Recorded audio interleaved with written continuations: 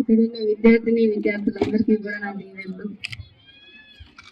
మరి జగనన్న ఆడుదాం ఆంధ్ర అనే కార్యక్రమం ద్వారా రాష్ట్ర వ్యాప్తంగా ప్రతి గ్రామంలో ఉన్న విద్యార్థులందరూ కూడా ఈ క్రీడల్లో భాగస్వాములై మరి ఆరోగ్యపరంగా కావచ్చు, మనసుకి ఉల్లాసం కూడా కావచ్చు, ఇవన్నీ ఉండాలన్న ఒక ఉద్దేశంతో రాష్ట్ర వ్యాప్తంగా ఈ కార్యక్రమాన్ని చేపట్టారు.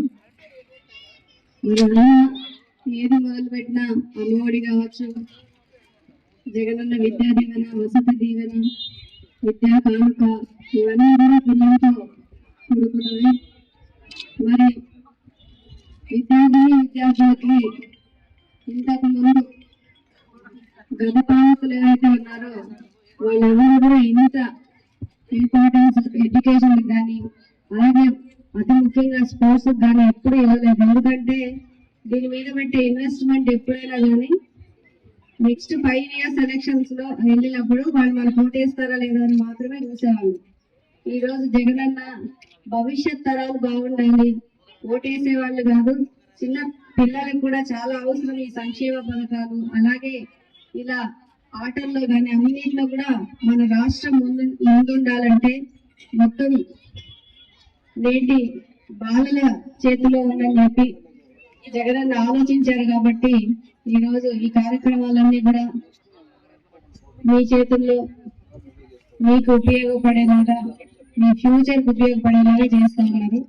అలాగే గ్రామాల్లో చాలా టాలెంటెడ్ పీపుల్, అంటే ఆటల్లో కావచ్చు, వేరియస్ అదర్ యాక్టివిటీస్ లో చాలా టాలెంట్ ఉన్నప్పటికీ కూడా అవి బయటకు రావు. మరి ఈ రోజు ఇలాంటి పోటీలు నిర్వహించడం ద్వారా మరి టాలెంట్ ఉండి వెనుకబడిపోయిన వాళ్ళందరూ కూడా ముందుకు తీసుకొచ్చి జగనన్న చేయి పట్టుకుని నడిపించి మరి వాళ్ళని అభివృద్ధి చేసే విధంగా,